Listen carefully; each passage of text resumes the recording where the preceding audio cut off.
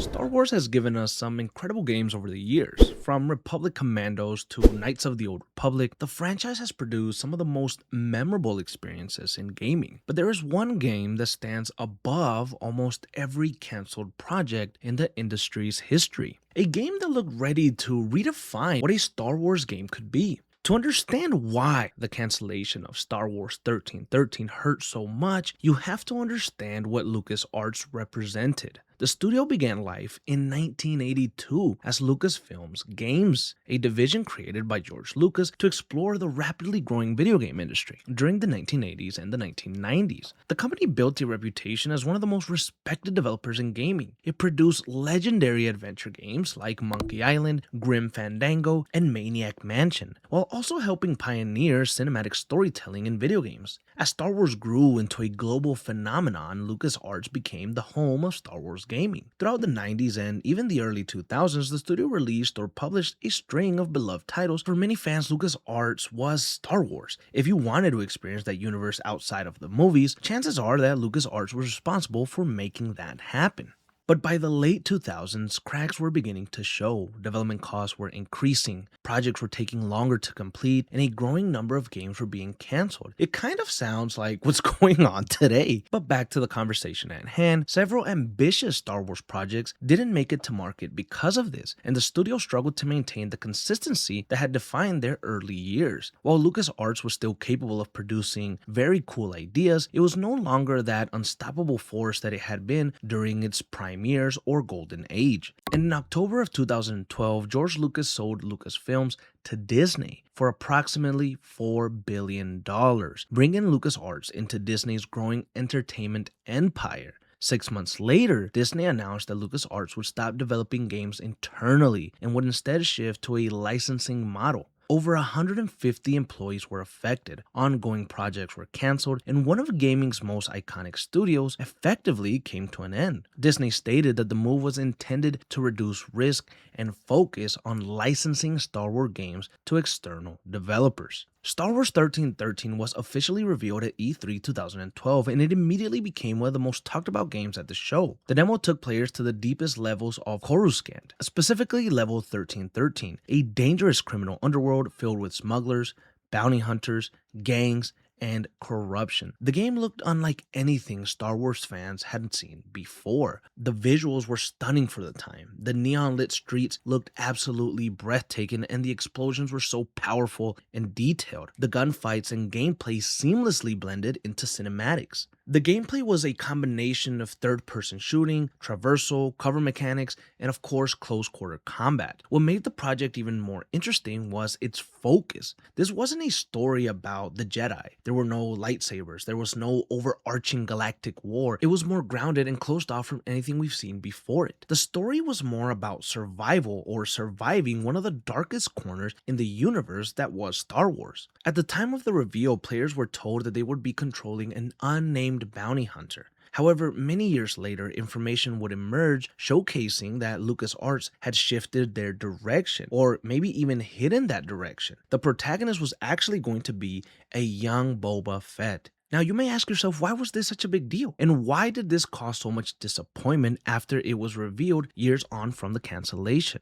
Well, I think a quick history on Boba Fett is needed. Boba Fett made his film debut in the 1980 Star Wars film The Empire Strikes Back, and despite having very little screen time, he quickly became one of the most popular characters in the entire Star Wars universe. Fett stood apart from almost everyone else on screen. He was just a bounty hunter, a professional who worked for the highest bidder. And his reputation only grew when he was chosen by Darth Vader to help track down the Millennium Falcon and later deliver Han Solo to crime lord Jabba the Hutt. Even with limited dialogue, Boba Fett became a fan favorite because of the mystery surrounding him. Fans wanted to know where he came from, who he worked for, and how he earned his reputation as one of the galaxy's deadliest hunters. Years later, the prequel trilogy expanded his backstory quite a bit. In Star Wars Attack of the Clones, audiences learned that Boba was the unaltered clone son of legendary bounty hunter Jango Fett. Raised by Jango as his own child, Boba witnessed his father's death during the Clone Wars, a moment that would shape the rest of his life. Boba would be determined to follow in his father's footsteps, and he would spend his early years navigating the criminal underworld and building the skills that would eventually make him one of the most feared bounty hunters in the galaxy. Now, this had a huge role in making Star Wars 1313 so interesting. The game wanted to explore the unseen years of Boba Fett and see how he became that legendary hunter that we got to know in the films. We would have taken control of a much younger, less experienced Fett. It was an opportunity to tell a Star Wars story from a completely different perspective, one not really explored up to that point.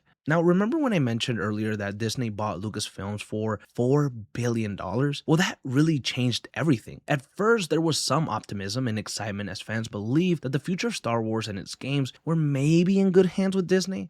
However, they were very wrong. Major changes were already taking place as soon as the buyout occurred. And just 6 months later, in April of 2013, Disney shut down LucasArts as an internal game development studio. This decision ended decades of Star Wars games development under one roof. Employees were laid off, projects were canceled, and Star Wars 1313 became one of these casualties. Overnight, one of the most anticipated Star Wars games ever disappeared.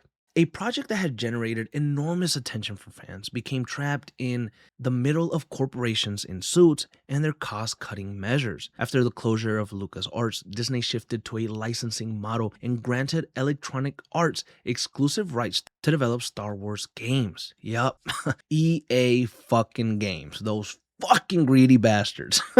Now, naturally, as the years went on, many fans continued to wonder what had happened to Star Wars 1313. How close was the game to being completed? Could it still be released? Was there any hope that somehow this game would be revived?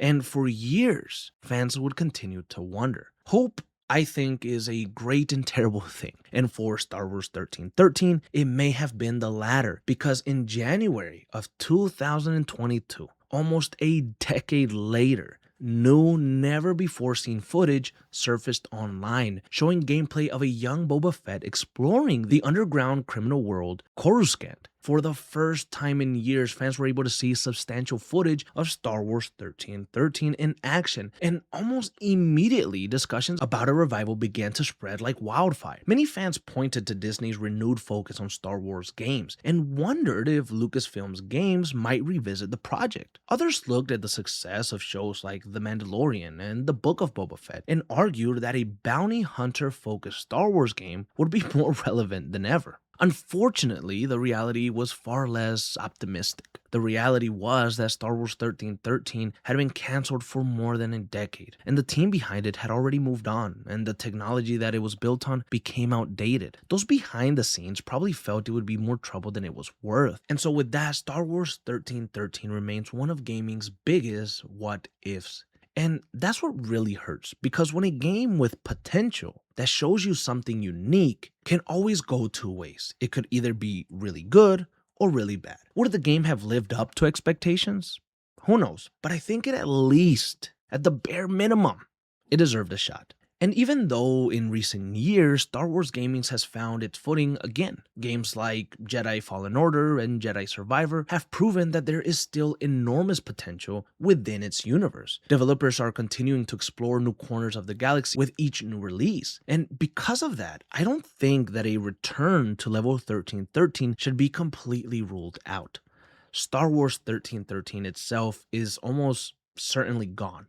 The original team has moved on, but the ideas behind it are just as compelling today as they were back in 2012. A game set deep within Coruscant's criminal underworld, a story focused on bounty hunters, crime syndicates, and a young Boba Fett. A darker perspective on the Star Wars universe, I think, is needed. Whether it's a spiritual successor, a reimagining, or an entirely new project inspired by the original vision, there is no reason that the journey into level 1313 couldn't happen someday. It may not be the Star Wars 1313 that LucasArts set out to create, but the world they envision is still waiting to be explored. If you guys enjoyed this video, check out our Cancelled World of Video Games playlist, where we've covered games like Fear and Respect, 8 Days, The Getaway, and other cancelled projects. If Star Wars 1313 had been released, do you think it would have lived up to the hype?